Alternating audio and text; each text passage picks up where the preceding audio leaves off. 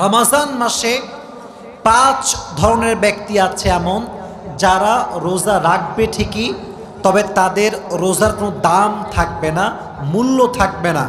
এই কোয়ালিটির লোক যারা আছে তাদের কি সাবধান হওয়ার দরকারটা আছে না নাই? 1 নাম্বার, ওই ব্যক্তির রোজার দাম আল্লাহর কাছে 2 পয়সাও নাই যে ব্যক্তি রোজা রাখে জবানের হেফাজত করে না। অনেক লোক দেখবেন রোজা রেখে চায়ের দোকানে বসে বসে বদনাম করে, অমুকের ছেলে কি করেছে, অমুকের মেয়ে কি করেছে, চায়ের দোকানে বসে বসে গীবত শুরু করে দেয়। চাচা সাহেব, অমুকের মেয়ে খারাপ, অমুকের ছেলে খারাপ, আপনার কি খারাপ? কথা বলেন যুবক ভাইয়েরা। নিজেকে দেখেন, নিজে ভালো তো দেশ ভালো, নিজে ভালো তো গোটা বাংলাদেশ ভালো হয়ে যাবে, ঠিক না বলেন? জবানের হেফাজত করতে হবে, এটা বড় দামি একটা জিনিস।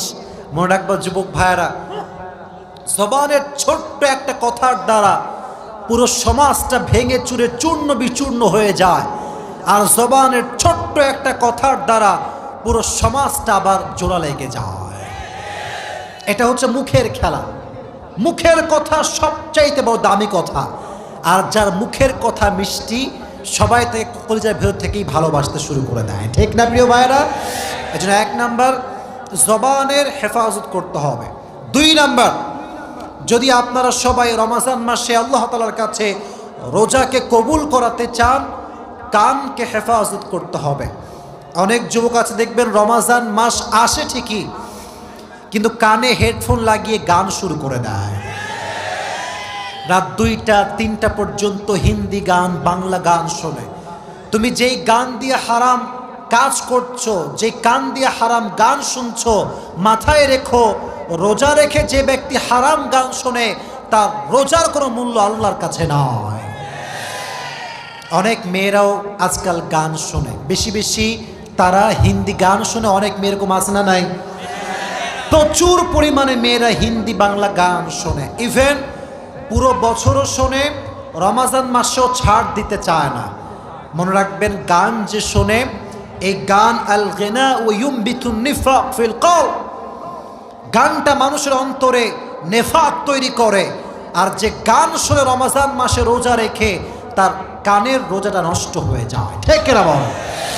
আল্লাহ রোজা অবস্থায় গান শোনার থেকে হেফাজত করুন, সকলেই পড়ে আমিন। যেমন গান শোনা যাবে না, exactly to the same way এই গান দিয়ে কারো নামে গীবতও শোনা যাবে না। গীবত যেমন করব না, গীবত তেমন আমরা শুনতেও রাজি না, ঠিক না বল?